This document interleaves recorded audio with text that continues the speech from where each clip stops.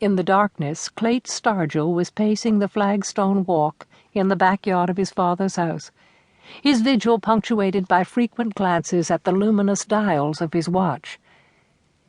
"They won't be here for hours," said Dovey, who was sitting on the porch steps.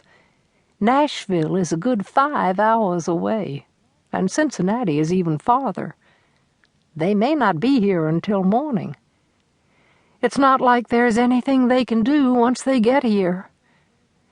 "I know," said Clayt. "There's nothing I can do either, except pace."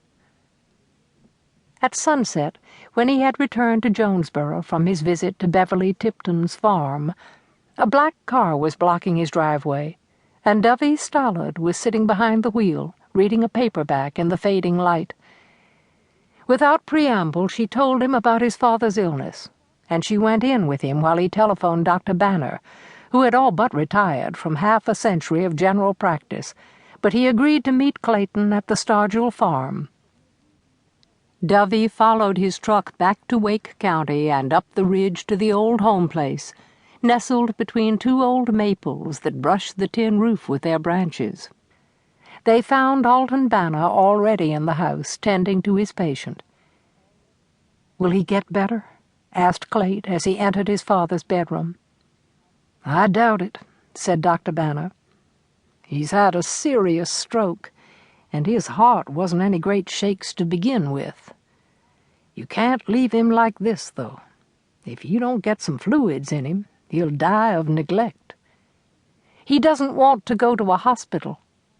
Dovey Stallard appeared in the doorway and handed the physician a yellow legal pad. "Mr. Stargill wrote down everything he wants." "Never mind what he wants," said Clayt. "If he has a chance, then do whatever you have to." Alton Banner skimmed the first page of Randall Stargill's instructions.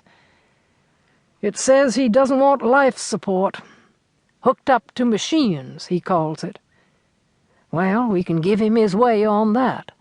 But just in case this is not his final hour, he's going to the hospital, so that he can at least have clean sheets, intravenous fluids, and a fighting chance to beat this thing. I'll call the rescue squad. Have you notified your brothers?"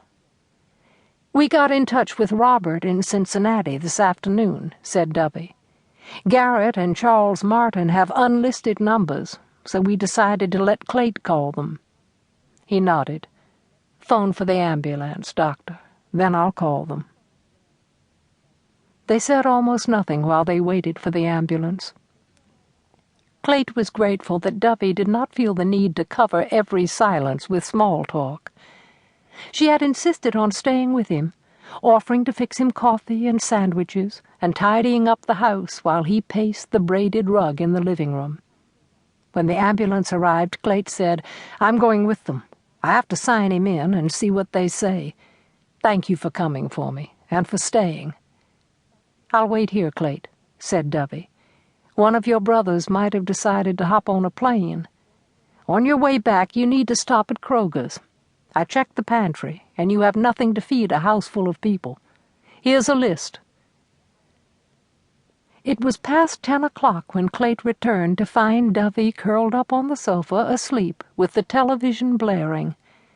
He set the groceries on the kitchen table, wondering if he should wake her. It was late. She needed to get home. "How is he?" she said, yawning. "I didn't hear you come in." "He's stable for now. Still in a coma, though, so I didn't see any point in sitting there all night. I'll go back tomorrow when the rest of them get here. Guess you should be going." "I'll just make that tuna salad first, in case they get here late and hungry. You'd just dump mayonnaise into the tuna and call it done." He wondered if, despite the broken engagement all those years ago, Dovey still felt like a part of the family. But he didn't ask. Perhaps she was just being neighborly. He hadn't seen her since his mother's funeral. He got out the onions and the pickles and watched while she chopped them and mixed them with the tuna. "We don't need to do too much preparation," he reminded her. "Garrett and Robert Lee are bringing their wives." Dovey gave him a look and went back to